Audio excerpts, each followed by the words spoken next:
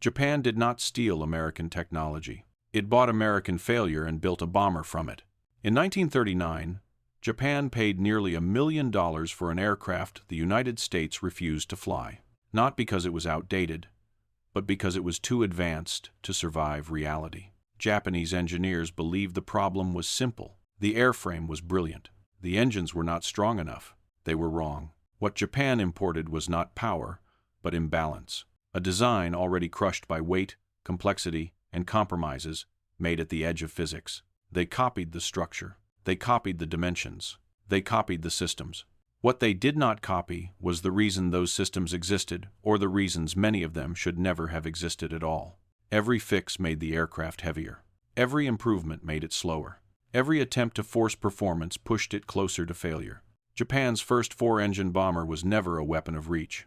It was a machine that could not escape its own design. This is not a story about espionage.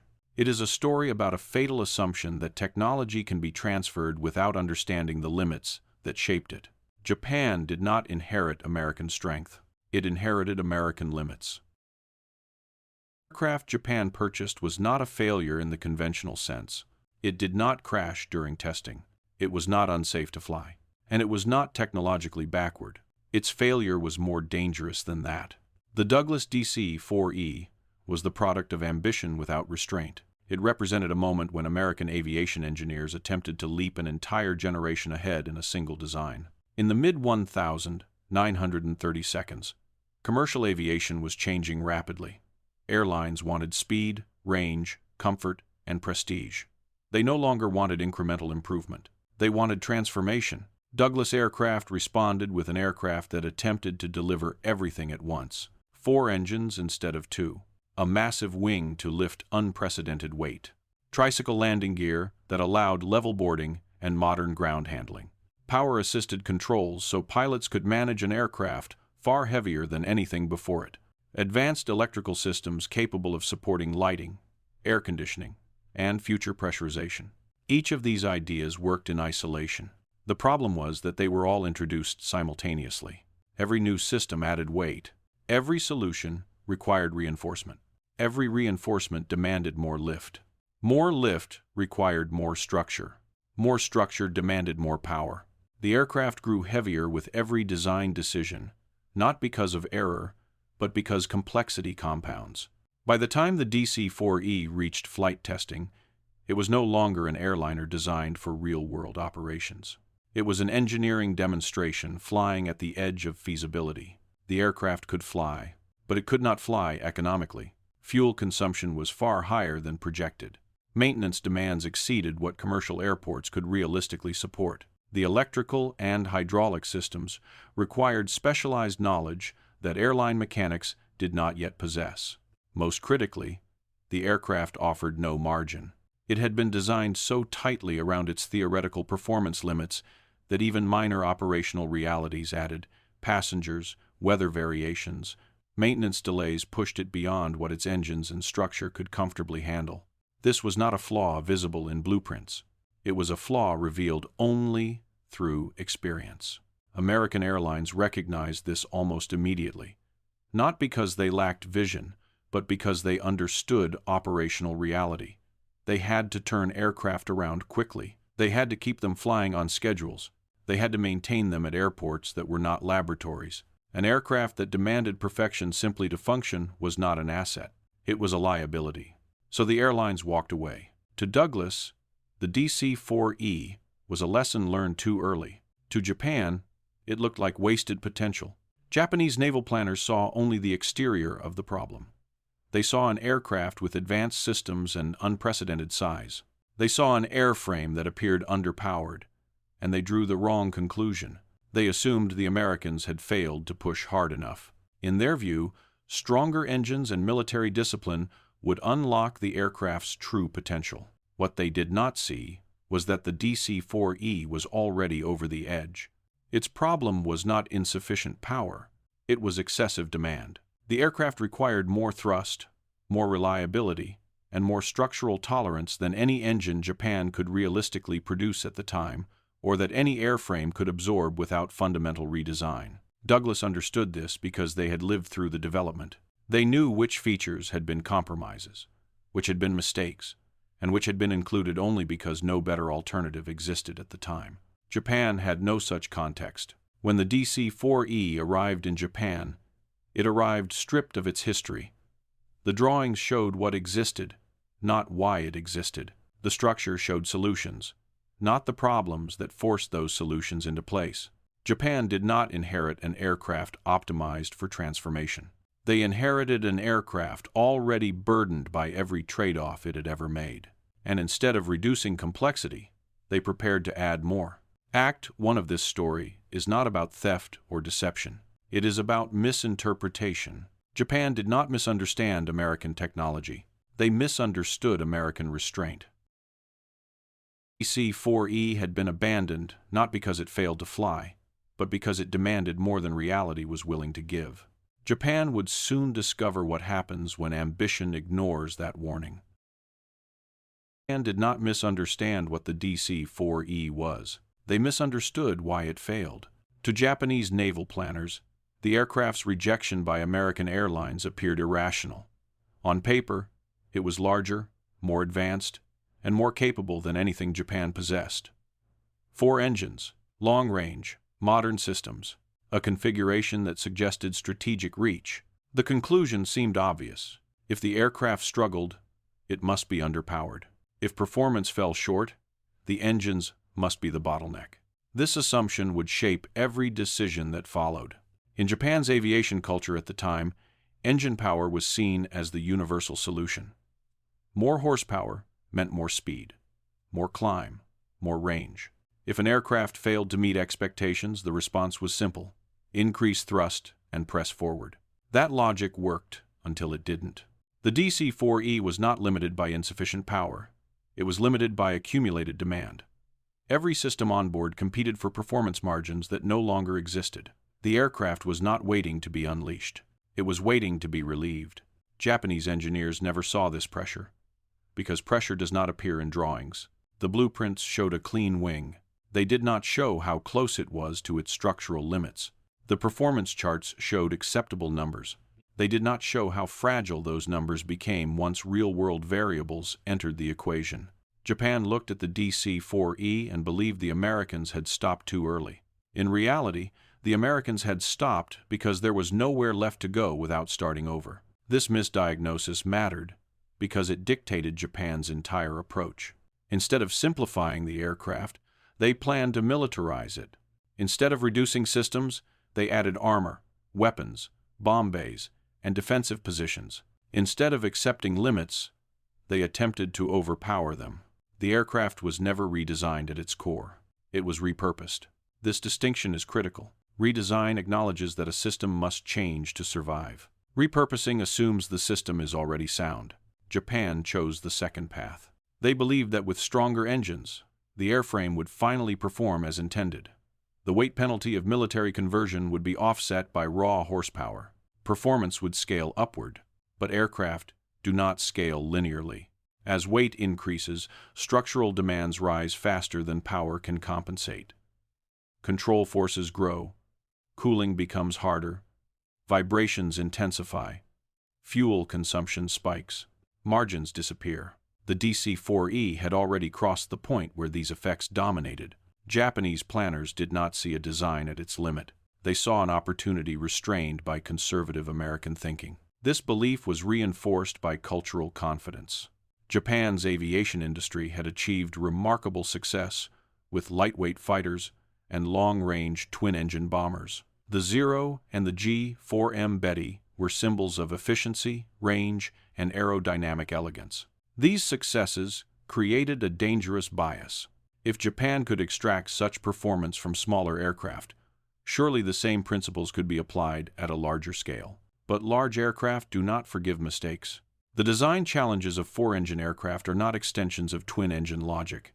They are a different category entirely. Structural loads multiply. Failure modes become systemic rather than local. An engine problem is no longer an inconvenience. It is a cascading risk. Japan lacked experience in this domain. What they saw in the DC-4E was not a warning. It was a shortcut. They believed they were acquiring a solution. In reality, They were inheriting a question they did not know how to answer. The Americans had already learned that question the hard way. How much complexity can an aircraft absorb before performance collapses? Douglas had learned where the edge was by falling off it. Japan approached the same edge without knowing it existed. They did not ask whether the aircraft should be lighter. They asked how to make it stronger. They did not ask which systems could be removed. They asked which could be added. They did not ask why the Americans walked away. They assumed the Americans lacked resolve. This was not arrogance. It was absence of context. Technology without history invites misinterpretation. Misinterpretation, when scaled to national ambition, becomes strategic error. By the time the DC-4E reached Japan, its fate had already been sealed not by engineering limitations, but by the conclusions drawn about those limitations. Japan did not set out to build a flawed bomber. They set out to correct what they believed was an American mistake. Instead, they amplified it, and in doing so, they committed to a path where every improvement would deepen the failure they did not yet understand. DC-4E arrived in Japan. It arrived as an object, not as knowledge. Crates were unloaded. Components were laid out. Drawings were unrolled across work tables. To Japanese engineers, it looked like a complete solution delivered in pieces. This was the illusion. Technology does not travel intact. Only artifacts do. What Japan received was a finished form, frozen at the end of a long and painful development process. What they did not receive was the process itself, the failures, the abandoned alternatives, the compromises accepted under pressure. The DC-4E carried no record of the decisions that nearly worked. It carried no warning labels for ideas that had been tried and rejected. It carried no memory of trade-offs made reluctantly because no better option existed at the time. Those things never appear in blueprints. Reverse engineering excels at answering one question: how is this built? It fails catastrophically at another: why is it built this way? Japan believed that careful measurement could substitute for experience. If every dimension was captured, every system mapped, and every component replicated, the underlying capability would emerge naturally. It did not. As engineers dismantled the aircraft, they cataloged what they could see: the wing structure, the landing gear geometry, the control linkages, the routing of fuel and hydraulic lines, the layout of the cockpit. What they could not see were the invisible constraints. They could not see how close the wing was to its structural limits. They could not see how narrow the performance margins had become. They could not see which systems had been included as last resorts rather than optimal solutions. The DC-4E was not a clean design. It was a negotiated outcome, a balance struck between ambition and survivability. Japan saw only the outcome, and they misread it as intent. They assumed every feature represented American confidence. In reality, many represented American concession. The tricycle landing gear was not chosen for elegance alone. It simplified ground handling but added weight and complexity. The power-assisted controls were not luxury. They were necessity without them. The aircraft could not be flown safely. The electrical systems were advanced because nothing simpler could support the demands already imposed. These were not signs of excess capability. They were signs of strain. Japan did not recognize this because they had not experienced the strain themselves. Their engineers were talented. Their industry was capable, but capability without history is blind. When the decision was made to convert the DC-4E into a military aircraft, the illusion deepened. A bomber demands more than an airliner. More structure, more armor, more crew, more systems. Each addition carries a penalty. Japan assumed these penalties could be absorbed by stronger engines. But engines do not exist in isolation. More power means more heat, more vibration, more fuel consumption, more stress on mounts and airframes already operating near tolerance. The DC-4E had no excess capacity to give, yet Japan treated it as if it did. The aircraft was not redesigned from first principles. It was adapted. The fundamental architecture remained unchanged. The wing stayed the same. The fuselage dimensions remained similar. The weight distribution shifted, but the underlying structure did not evolve to accommodate it. This is the critical error of transfer illusion. A system optimized for one purpose rarely survives transformation without sacrifice. But Japan attempted transformation without sacrifice. They added without removing. They strengthened without simplifying. They improved without relieving. Each decision seemed reasonable in isolation. Together, they formed a trap. Japan believed they were standing on American shoulders. In truth, they were standing on American compromises. Douglas had reached the limits of what that architecture could sustain and chosen to walk away. Japan, lacking that institutional memory, stepped forward instead. By the time the aircraft took shape in Japanese factories, it was no longer merely a copy. It was an amplification. The DC-4E's weaknesses were not corrected. They were multiplied. What Japan built was not a bomber derived from an airliner. It was an airliner forced into a role it had already failed to fulfill. The illusion of transfer convinced Japan they possessed something they did not: understanding. They had the form. They had the measurements. They had the materials. What they lacked was the invisible framework that turns components into capability. Technology cannot be dismantled and reassembled without consequence. The act of copying freezes mistakes in place. Japan did not steal American success. They inherited American limits without knowing where those limits were drawn. By the time the first Japanese-built prototype prepared for flight, the outcome was already constrained. No test, no engine, no modification could change the underlying reality. The aircraft was about to prove that technology taken without context does not merely fail, it fails decisively. The first prototype did not fail dramatically. It failed quietly. When Japan's four-engine bomber finally left the runway, it did not fall from the sky. It climbed, slowly, reluctantly, as if the aircraft itself understood how little margin remained. To observers on the ground, it looked impressive. Massive wings, 4 engines, a silhouette unlike anything Japan had ever built. To the pilots, it felt wrong. Control inputs produced delayed responses. Climb rates were disappointing. Engine temperatures crept upward under sustained power. Nothing was catastrophic. Everything was strained. This was the most dangerous kind of failure, the kind that encourages persistence. Engineers believed they were close. They were not. The aircraft had entered what aerospace engineers would later recognize as a classic weight spiral. The logic is simple. The consequences are brutal. The aircraft was too heavy. To compensate, it needed more power. More power required larger, more complex engines. Those engines added weight, heat, and vibration. That demanded stronger structures and reinforced mounts. Reinforcement added more weight. The spiral tightened with every solution. Japan's answer was the Momori engine, an ambitious, high-output radial intended to deliver the power the airframe demanded. On paper, it promised nearly 1,900 horsepower per engine, a significant improvement over the American power plants used on the original aircraft. On paper, it solved everything. In reality, it solved nothing. The Momori was powerful but fragile. It ran hot. It required constant adjustment. It vibrated at certain power settings. It demanded maintenance standards that Japan's wartime industrial system struggled to sustain. Pushing the engine hard delivered power briefly. Running it conservatively delivered reliability at the cost of performance. The aircraft needed both. It received neither. As engineers chased power, cooling problems intensified. As they detuned engines to prevent failures, climb rate and speed collapsed further. Every adjustment fixed one symptom while worsening another. The bomber could not escape the physics imposed by its weight. Attempts to refine aerodynamics produced marginal gains. Adjustments to propellers helped in some regimes and harmed others. Structural changes added strength while increasing mass. The aircraft became safer. It did not become better. Pilots reported that the bomber felt reluctant to maneuver. Control surfaces responded sluggishly. The aircraft resisted altitude. It consumed fuel at rates that undermined its strategic purpose.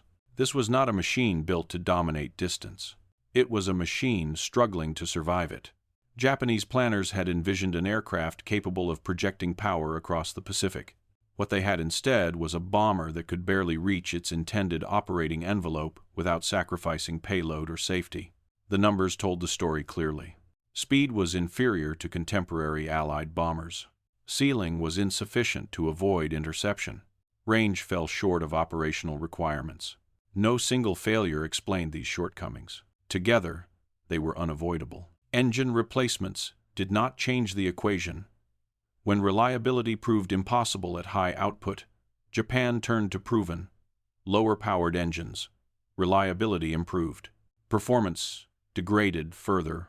The aircraft became flyable. It became irrelevant. By this point, the program had consumed years, resources, and prestige. Too much had been invested to abandon it easily. Additional prototypes were built. Modifications continued. Hope persisted longer than logic justified. But the spiral does not loosen. Every large aircraft is a negotiation with gravity. Once that negotiation turns hostile, it cannot be won with optimism. The bomber was overweight not because of poor craftsmanship, but because it had been asked to do too much with a structure never designed to support that burden. Japan's engineers were not incompetent. They were trapped. They had inherited a design with no remaining flexibility and attempted to force flexibility into it. The aircraft did not forgive them. Eventually, the reality became unavoidable. No engine available to Japan could give the aircraft the performance it required. No modification could remove enough weight without dismantling the design entirely. The bomber could not fulfill its mission. What followed was quiet retreat. The role shifted. Bomb bays were sealed. Armament was removed. Crew requirements were reduced. The aircraft was reassigned not as a weapon, but as a transport. The transformation was not symbolic. It was admission. An aircraft intended to project force now carried supplies. A machine meant to threaten continents now connected islands. This was not adaptation. It was surrender to physics.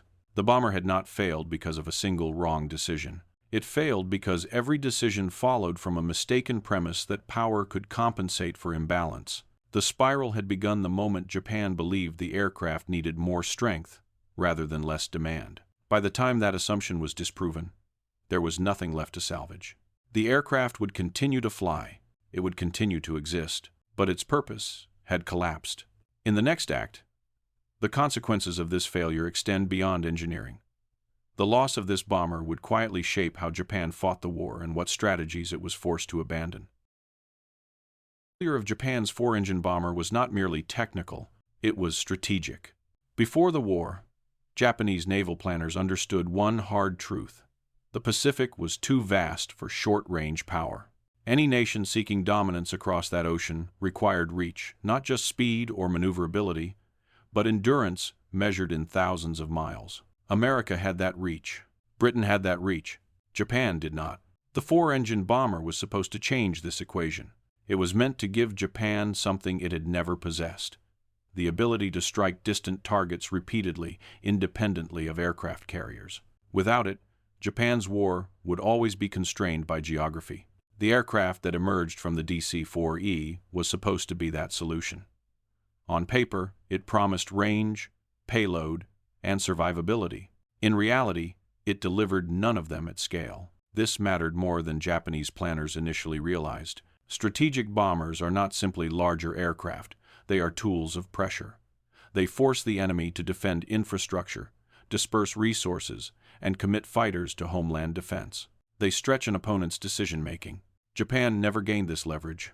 The bomber's limited range meant it could not threaten distant bases without operating at the edge of its endurance. Its low ceiling made it vulnerable to interception. Its speed ensured it could not escape once detected. Even if it had reached its targets, survival was uncertain. As a result, Japan never built a doctrine around it. There was no concept of sustained, long-range bombing, no industrial targeting strategy, no campaign designed to degrade enemy production over time. The aircraft existed, but the strategy it was meant to support never did.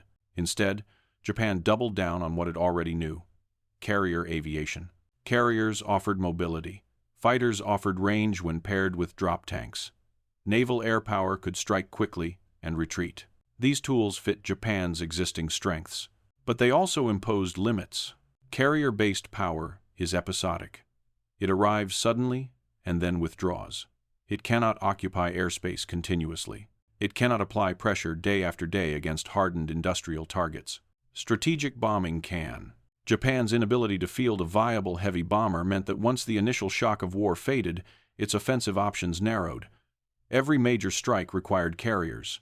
Every carrier risked attrition. There was no alternative. The absence of a bomber force forced Japan into a war of decisive moments rather than sustained pressure. When those moments passed, momentum shifted. This was not immediately obvious in 1941. Early victories masked structural weakness.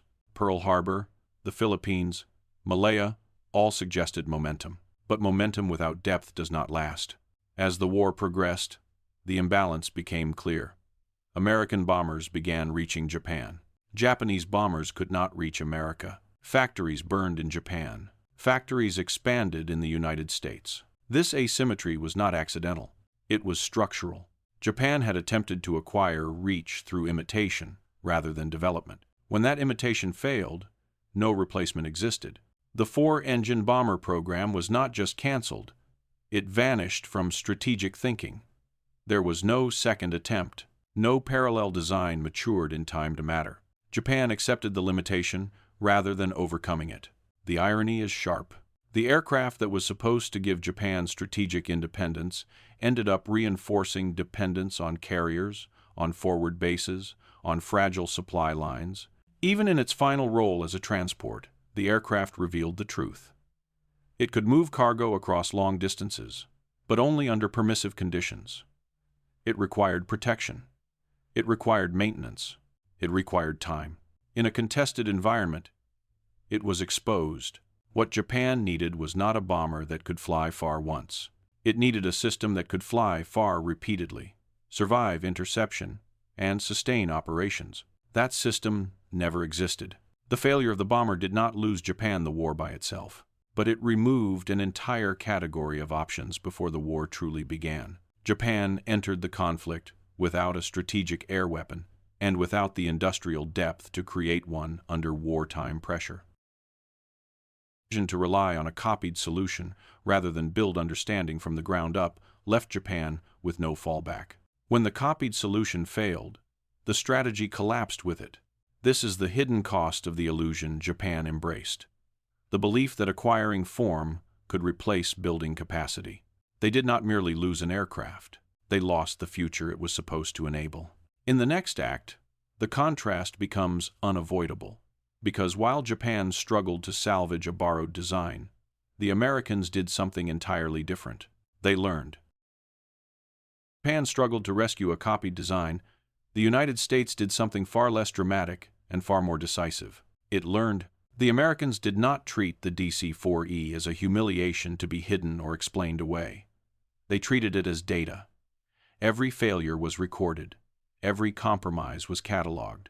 Every system that caused trouble was marked for removal, not reinforcement. This distinction mattered. Douglas engineers understood that the DC-4E had not failed because it lacked sophistication. It had failed because sophistication had outpaced practicality. Too many innovations had been introduced simultaneously. Too many demands had been placed on a single airframe. The lesson was not to abandon ambition. It was to discipline it. When Douglas returned to the drawing board, they did not attempt to salvage the DC-4E. They abandoned it conceptually and began again with restraint. The new aircraft kept only what had proven essential. The tricycle landing gear remained because it simplified operations rather than complicating them. The general wing concept remained because it had demonstrated sound aerodynamic logic. Everything else was negotiable. Complex systems were removed. Weight was aggressively reduced. Maintenance realities were prioritized over theoretical performance. Most importantly, the aircraft was redesigned around engines that already worked reliably, not engines that promised more than industry could consistently deliver. This was not technological retreat. It was institutional maturity. The result was an aircraft that lacked the dramatic ambition of the DC-4E and vastly exceeded it in usefulness. The redesigned DC-4 entered service not as a symbol of prestige, but as a tool. That distinction would shape the war. When the United States entered World War II, it did not scramble to invent a transport aircraft. It already had one. The military designation, C-54, reflected its new role, but the design philosophy was unchanged.